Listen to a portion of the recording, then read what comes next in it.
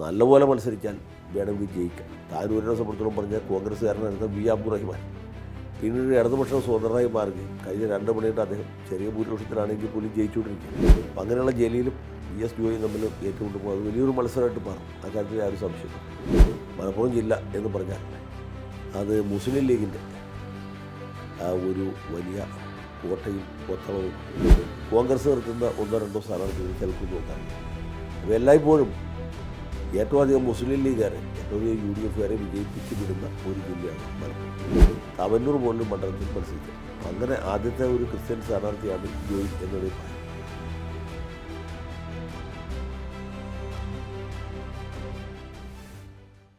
ഇനി നമുക്ക് പറയാനുള്ളത് മലപ്പുറം ജില്ലയിലെ വിശേഷങ്ങളാണ്. മലപ്പുറം ജില്ല നമുക്കറിയാം, കേരളത്തിലെ ഏറ്റവും ജനസാന്ദ്രത കൂടിയ ഒരു ജില്ലയാണ്. വിസ്തീർണത്തിലും പുറകിലല്ല. ഏറ്റവും അധികം ജനസംഖ്യയുള്ള ഏറ്റവും അധികം വോട്ടർമാരുള്ള ജില്ലയാണ് മലപ്പുറം. അതുകൊണ്ട് തന്നെ മലപ്പുറം ജില്ലയിലാണ് ഏറ്റവും അധികം അസംബ്ലി മണ്ഡലങ്ങളുള്ളത്. 16 മണ്ഡലങ്ങളാണ് ആ ജില്ലയിലുള്ളത്. അതോടൊപ്പം തന്നെ ഒരു കാര്യം കൂടി നമുക്ക് ഉറപ്പിച്ച് പറയാൻ കഴിയും. മുസ്ലിം ജനസംഖ്യ ഏറ്റവും അധികമുള്ള ജില്ലയും മലപ്പുറമാണ്. മലപ്പുറം ജില്ല എന്ന് പറഞ്ഞാൽ അത് മുസ്ലിം ലീഗിൻ്റെ ഒരു വലിയ കോട്ടയും കൊത്തളവുമാണ്. UDFന് പൊതുവെ പ്രാമുഖ്യമുള്ള ജില്ലയാണ്. അതിൽ തന്നെ മുസ്ലിം ലീഗിൻ്റെ വലിയ ശക്തി കേന്ദ്രമാണ് മലപ്പുറം ജില്ല. 1967-69 കാലത്ത് ശ്രീ EMS നമ്പൂതിരിപ്പാട് മുഖ്യമന്ത്രി ആയിരിക്കുമ്പോഴാണ് പാലക്കാട് ജില്ലയുടെയും കോഴിക്കോട് ജില്ലയുടെയും ചില ഭാഗങ്ങൾ ചേർത്ത്, കൃത്യമായിട്ട് പറഞ്ഞാൽ മുസ്ലിം ഭൂരിപക്ഷ പ്രദേശങ്ങൾ ചേർത്ത് ഈ മലപ്പുറം ജില്ല രൂപീകരിച്ചത്. അന്ന് മുതൽക്ക് ഇന്നോളവും ലീഗിൻ്റെ കേന്ദ്രമാണ്, ലീഗിൻ്റെ തലസ്ഥാനമാണ് എന്ന് പറയാം മലപ്പുറം ജില്ല. മലപ്പുറം ജില്ലയിൽ സാധാരണ ജില്ലയിൽ ലീഗ് നിർത്തുന്ന ഒരു സ്ഥാനാർത്ഥി തോൽക്കാറില്ല. പിന്നെ UDFൻ്റെ കോൺഗ്രസ് നിർത്തുന്ന 1-2 സ്ഥാനാർത്ഥികൾ ചിലപ്പോൾ തോൽക്കാറുണ്ട്. അപ്പോൾ എല്ലായ്പ്പോഴും ഏറ്റവും അധികം മുസ്ലിം ലീഗുകാരെ ഏറ്റവും അധികം UDFകാരെ വിജയിപ്പിച്ച് വിടുന്ന ഒരു ജില്ലയാണ് മലപ്പുറം. അതുകൊണ്ട് തന്നെ മലപ്പുറം ജില്ലയിലെ 16 മണ്ഡലങ്ങളുടെയും പേര് എണ്ണിപ്പറഞ്ഞ് ജയാപജയ സാധ്യതകൾ ചർച്ച ചെയ്യുന്നതിൽ യാതൊരു കഥയുമില്ല. 30,000, 40,000, 45,000 വോട്ടിനൊക്കെ ജയിക്കുന്ന മണ്ഡലങ്ങളാണ്. അതിൽ തന്നെ മലപ്പുറം, മഞ്ചേരി, വേങ്ങര, കോട്ടക്കൽ, കൊണ്ടോട്ടി ഇങ്ങനെയുള്ള മണ്ഡലങ്ങളുണ്ട്. അവിടെ ആര് ജയിക്കുന്നുള്ളതിനെക്കുറിച്ച് ഏതെങ്കിലും തരത്തിൽ ചർച്ച ചെയ്യുന്നത് പരമാസംബന്ധമായിരിക്കും, അബദ്ധമായിരിക്കും. അവിടെയൊക്കെ മുസ്ലിം ലീഗിൻ്റെ സ്ഥാനാർത്ഥിയാകുക എന്നുള്ളിടത്ത് തന്നെ വിജയം ഉറപ്പായി കഴിഞ്ഞു. അപ്പോൾ മുസ്ലിം ലീഗുകാർക്ക് വെറുതെ ഒരു കോടി വരച്ച് വെച്ചാൽ മതി. പ്രത്യേകിച്ച് പണച്ചെലവില്ല, വലിയ പ്രചരണവും ആഘോഷങ്ങളും കൊട്ടിഘോഷങ്ങളൊന്നും ആവശ്യമില്ല, അല്ലാതെ തന്നെ ജയിക്കാം. കണ്ണൂർ ജില്ലയിൽ മാർക്സിസ്റ്റ് പാർട്ടിയുടെ ചില ശക്തി കേന്ദ്രങ്ങൾ പോലെയാണ് തളിപ്പറമ്പ്, അല്ലെങ്കിൽ കൂത്തുപറമ്പ്, അതുമല്ലെങ്കിൽ ധർമ്മടം ഒക്കെ പോലെ ലീഗിൻ്റെ ശക്തി കേന്ദ്രങ്ങളാണ് ഞാൻ ഈ നേരത്തെ പറഞ്ഞ മണ്ഡലങ്ങൾ. എന്നാൽ ലീഗിന് അത്ര തന്നെ പ്രാമുഖ്യമില്ലാത്ത, അല്ലെങ്കിൽ മുസ്ലിം ജനസംഖ്യയോളം അല്ലെങ്കിൽ അതിനേക്കാൾ അല്പം കുറഞ്ഞ അളവിൽ ഹിന്ദു ജനസംഖ്യയുള്ള, അല്ലെങ്കിൽ കുടിയേറ്റക്കാരായ ക്രിസ്ത്യാനികൾ കൂടുതലുള്ള ചില പ്രദേശങ്ങൾ വരുമ്പോൾ ആ ലീഗ് സ്വഭാവത്തിന് ചെറിയ കുറവ് സംഭവിക്കും. അപ്പോൾ അതിൽ പ്രധാനപ്പെട്ടൊരു മണ്ഡലമാണ് നിലമ്പൂർ. ആര്യാടൻ മുഹമ്മദ് ലീഗുകാരെയും മാർക്സിസ്റ്റുകാരെയും ഒരുമിച്ച് വെല്ലുവിളിച്ചുകൊണ്ട് രാഷ്ട്രീയ പ്രവർത്തനം നടത്തിയ ഒരു സ്ഥലമാണ് നിലമ്പൂർ. അവിടെ ലീഗിനേക്കാളും പ്രാമുഖ്യം കോൺഗ്രസ്സിനാണ്. അവിടെ ആര്യാടനായിരുന്നു നേരത്തെ, പിന്നീട് PV അൻവറായി. അൻവറിന് രാജിവെച്ച് പോയപ്പോൾ ഉപതെരഞ്ഞെടുപ്പിൽ ആര്യാടൻ മുഹമ്മദിൻ്റെ മകൻ ആര്യാടൻ ഷൗക്കത്ത് അവിടെ MLA.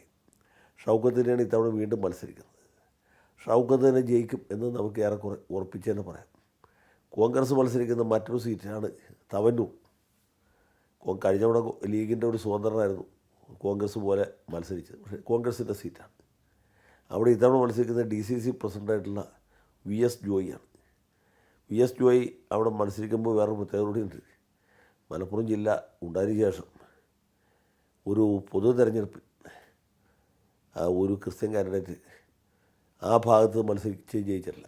നിലമ്പൂരിൽ 1-2 പേര് ചില സന്ദർഭങ്ങളിൽ മത്സരിച്ചിട്ട്, പക്ഷേ ഈ മലപ്പുറം ജില്ലയുടെ ഹൃദയഭൂമിയിൽ തവന്നൂർ പോലൊരു മണ്ഡലത്തിൽ മത്സരിച്ചിട്ടില്ല. അപ്പം അങ്ങനെ ആദ്യത്തെ ഒരു ക്രിസ്ത്യൻ സ്ഥാനാർത്ഥിയാണ് ജോയി എന്ന് വേണമെങ്കിൽ പറയാം.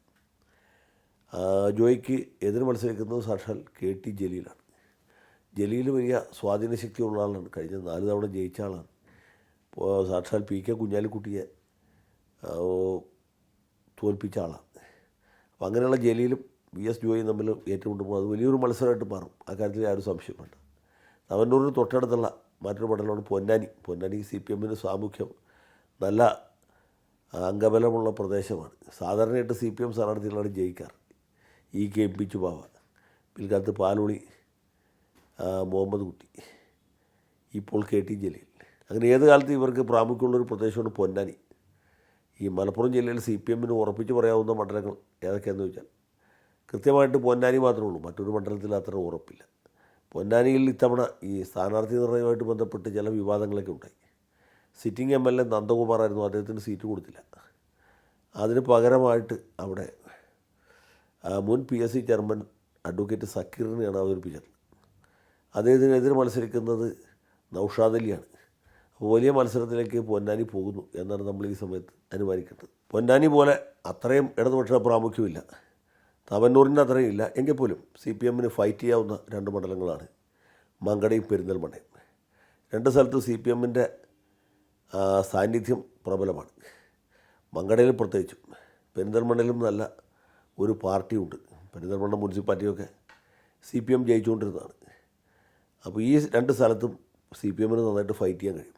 ഈ മങ്കടയിൽ ഇപ്പോൾ ലീഗ് MLA ആയിരിക്കുന്ന നിയമസഭയിൽ 25 വർഷം പൂർത്തീകരിച്ച മഞ്ഞളാംകുഴി അലി ആദ്യം വന്നത് ഇടതുപക്ഷ സ്വതന്ത്രനായിട്ടാണ്.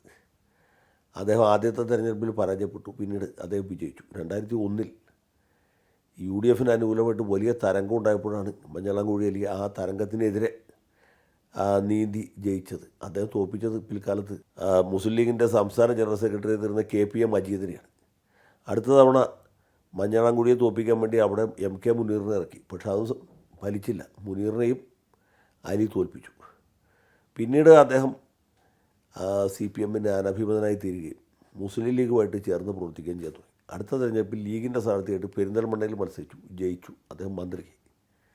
ഇപ്പോൾ അദ്ദേഹം നിയമസഭയിൽ 25 വർഷം പൂർത്തീകരിച്ച് കഴിഞ്ഞിരിക്കുന്നു. ഇത്തവണയും മങ്കടയിൽ മത്സരിക്കുന്നത് അലി തന്നെയാണ്. അവിടെ CPM ഒരു മത്സരം ഉണ്ടാക്കാം എന്നുള്ളതല്ലാതെ അദ്ദേഹത്തെ തോൽപ്പിക്കാൻ കഴിയും എന്ന് തോന്നുന്നില്ല. പെരിന്തൽമണ്ണയിലെ സ്ഥിതി വ്യത്യസ്തമല്ല. പെരിന്തൽമണ്ണയിൽ ഒരു തവണ V ശശികുമാർ മത്സരിച്ച് ജയിച്ചിട്ടുണ്ട് CPMന് വേണ്ടി. അതല്ലാതെ വലിയൊരു മുന്നേറ്റം ഉണ്ടാക്കാനായിട്ട് സാധിച്ചിട്ടില്ല. അതിനുള്ളൊരു ശ്രമവും സത്യം പറഞ്ഞാൽ അവരുടെ ഭാഗത്തുനിന്ന് ഉണ്ടായിട്ടില്ല. അതുകൊണ്ട് ഇത്തവണ നജീബ് കാന്തപുരമാണ് അവിടുത്തെ സിറ്റിംഗ് MLA. അദ്ദേഹത്തിന് സീറ്റ് കൊടുക്കുന്നതിൽ ചില ആളുകൾക്ക് പ്രതിഷേധം ഉണ്ടായിരുന്നു എന്നൊക്കെ ശരിയാണ്. പക്ഷേ ഇന്നത്തെ നിലയ്ക്ക് കാന്തപുരം തന്നെ ജയിക്കാനാണ് സാധ്യത. പിന്നെ തീരപ്രദേശത്തുള്ള വേറെ ചില മണ്ഡലങ്ങളാണ് തിരൂരങ്ങാടി, വള്ളിക്കുന്ന്, ഇങ്ങനെയുള്ള മണ്ഡലങ്ങൾ. അവിടെയും ഇടതുപക്ഷത്തിൻ്റെ സാന്നിധ്യമുണ്ട്. നല്ലപോലെ മത്സരിച്ചാൽ വേണമെങ്കിൽ ജയിക്കാം. താനൂരിനെ സംബന്ധിച്ചിടത്തോളം പറഞ്ഞാൽ കോൺഗ്രസ്സുകാരനായിരുന്ന V അബ്ദുറഹിമാൻ പിന്നീട് ഇടതുപക്ഷ സ്വതന്ത്രമായി മാറുകയും കഴിഞ്ഞ 2 മണിയായിട്ട് അദ്ദേഹം ചെറിയ ഭൂരിപക്ഷത്തിലാണെങ്കിൽ പോലും ജയിച്ചുകൊണ്ടിരിക്കുകയാണ്. തിരൂരിനെ സംബന്ധിച്ചിടത്തോളം തിരൂർ ഒരു തവണ മാർക്സിസ്റ്റ് സ്ഥാനാർത്ഥി പിടിച്ചെടുത്ത മണ്ഡലമാണ്. അത് 2006 VS തരംഗത്തിനിടയ്ക്കാണ്. അത് കഴിഞ്ഞാൽ പിന്നെ അവർക്ക് വിജയിക്കാൻ കഴിഞ്ഞിട്ടില്ല. വള്ളിക്കുന്ന് പുതിയ മണ്ഡലമാണ്, അവിടെയും ലീഗ് തന്നെയാണ് മേൽക്കോയ്മ. അപ്പോൾ എങ്ങനെ നോക്കിയാലും ലീഗിന് വലിയ പ്രാമുഖ്യമുള്ള പ്രദേശമാണ്. ഈ 16 നിയമസഭാ സീറ്റുകളിൽ 1 or 2 എണ്ണമെങ്കിലും കിട്ടിയാൽ ഇടതുപക്ഷക്കാർ ഹാപ്പിയാവും എന്നാണ് എൻ്റെ വിശ്വാസം.